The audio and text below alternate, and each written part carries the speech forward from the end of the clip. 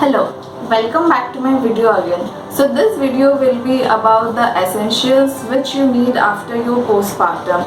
तो जैसे कि हमें पता है कि हम अपने बेबी के लिए तो बहुत कुछ प्लान करके रखते हैं कि बेबी होगा तो हम ये करेंगे वो करेंगे और सब लोग उसके ध्यान पे भी लग जाते हैं, लेकिन हम खुद की ध्यान नहीं रख पाते हैं। इसलिए इट्स वेरी इम्पॉर्टेंट कि हम पहले से ही जो इम्पॉर्टेंट सामान है अपने लिए खरीद के उसको अलग से रख दें, ताकि हमें बाद में कोई प्रॉब्लम ना हो और फिर हमें एंड मोमेंट पे बाज़ार ना दौड़ना पड़े। इसलिए ये वीडियो मैंने बनाई है जो कि मेरे लिए बहुत ही ज़्यादा हेल्पफुल था और बाकी मम्मियों के लिए भी वो हेल्पफुल प्रूफ होगी, ये मुझे पूरी तरीके से विश्वास है। So let's start with the first thing which is loose cloth. सबको पता है कि प्रेगनेंसी के टाइम पे भी हमारे क्लॉथ्स चेंज होते हैं, क्योंकि हम उस टाइम बहुत हेल्दी हो जाते हैं, हमारा बेबी बम भी बाहर आने लग जाता है, तो हम उस टाइम लूज क्लोथ्स पहनते हैं। लेकिन जब हमारा बेबी हो जाता है तो वही क्लोथ हमें बहुत ही ज़्यादा लूज हो जाता है। तो इसलिए हमारा जो ओरिजिनल जो साइज़ है, जैसे कि प्रेगनेंसी के पहले की जो क्लोथ है,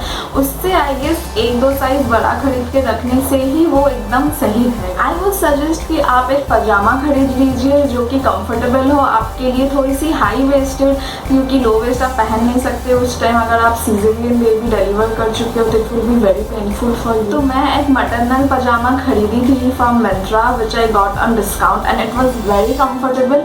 उसके जो वेस्ट एरिया था उधर मल्टीपल इलास्टिक बैंड्स लगे हुए थे, एकदम पतले वाले, तो उसको मैं प्रेगनेंसी के टाइम में भी बहुत ही इजीली पहनती थी और उसके बाद में भी इट वाज वेरी कंफर्टेबल। और सिंस आप ब्रेस्ट फीड करोगे तो इसलिए आई वुड सजेस्ट कि आप फ्रंट में जो बटन्स वाली नाइटी हो या फिर ड्रेसेस हो वो आप ज़रूर खरीद के रखिए, then it will be very helpful for you. मैंने अपने लिए एक रोब भी खरीद के रखा था जो भी बहुत ही ज़्यादा हेल्पफुल था, ताकि जब मैं थोड़े लूज कपड़े पहनी हुई हूँ या जैसे कि टैंक टॉप्स और पजामा, तो अगर बाहर से कोई लोग आए तो फिर मैं उसको आराम से अपने ऊपर जल्दी से डाल लेती थी, तो मैं थोड़ा प्रेजेंटेबल भी हो जाती थी और दूसरों के लिए भी वो अनकम्फर्टेबल नहीं होता था। And one most important thing जो आपको ज़रूर रखना चाहिए वो है एक स्कार्फ या फिर दुपट्टा अपने साथ हैंडी, ताकि जब आपको किसी के सामने ब्रेस्ट फीड करना पड़े तो आप अपने ऊपर डाल लीजिए, ताकि आपको भी अनकंफर्टेबल ना लगे दूसरों के सामने ब्रेस्ट फीड कराते हुए और लोगों को भी ना लगे। Next important thing I would say कि आप अपने लिए नर्सिंग ब्राज एटलीस्ट 2 आप ज़रूर खरीद के रखिए,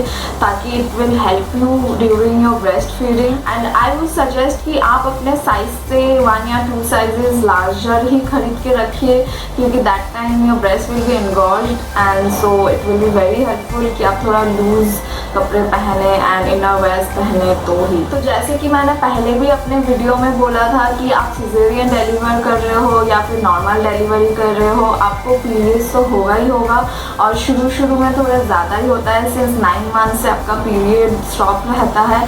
तो इसलिए आई वुड से कि आप थोड़े हाई वॉस्टेड कॉटन पैंटीज ज़रूर खरीद के रखिए, क्योंकि you will be required to wear pads. और अगर आप नहीं पहनना चाहते पैंटीज के साथ, then there are carefree pads which comes with elastic bands, जो कि आप ऐसे स्लाइडिंग करके पहन सकते हो, उसमें वैसे सिस्टम रहता है बांधने के लिए, सो it will not be a problem. But otherwise I would suggest कि आप ज़्यादा फैंसी कपड़े के लिए मत जाइए और कॉटन पैंटीज ही खरीद लीजिए which are very cheap and affordable, and after that you can throw it if you don't want to use it again. Along with panties I would say कि आप एक्सेल साइज के भी अपने लिए pads और पैंटी लाइनर ज़रूर खरीद के रखिए, it will be very helpful during the first few days after your delivery. शुरू में तो आपको एक्स्ट्रा लार्ज पैड्स की ही ज़रूरत पड़ेगी, फिर बाद में जाके फ्लो कम हो जाती है, तो उस time panty liners are good enough, और अगर नहीं तो आप चाहते हो तो फिर you can continue with your pads also.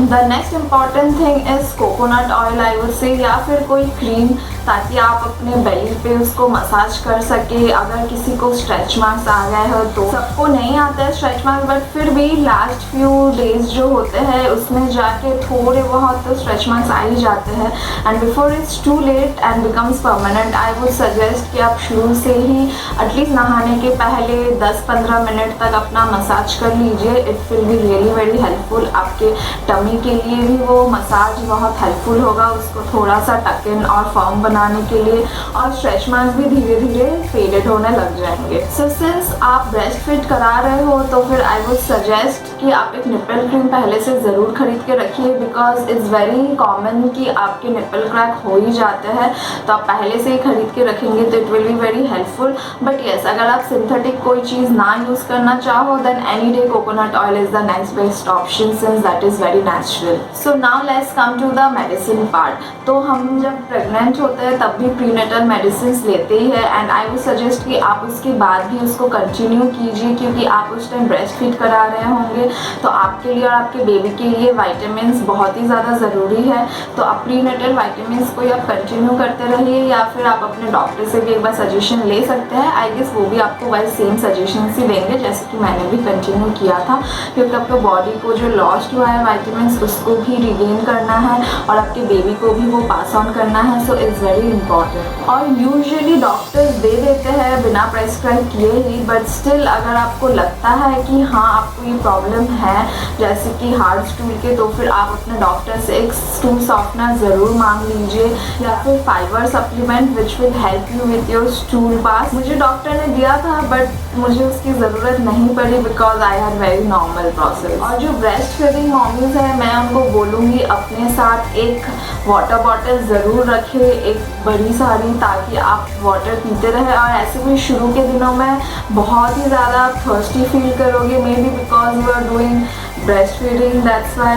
Water आपके ब्रेस्ट फीड प्रोडक्शन में भी हेल्प करती है। सो इट्स वेरी इंपॉर्टेंट कि आप रेगुलर इंटरवल्स में वाटर पीते रहें। So like we all know कि एंड ऑफ प्रेगनेंसी में जाके सिंस हमारे यूट्रस बहुत बड़ा हो जाता है, इसलिए वो बाकी सारे ऑर्गन्स को ऊपर पुश करने लग जाता है, और स्टोमक और बाकी सारे जो ऑर्गन्स है हमारे अपर एब्डोमेन में वो थोड़े श्रिंक हो जाते हैं, इसलिए कभी कभी थोड़ा सा भूख कम हो जाता है।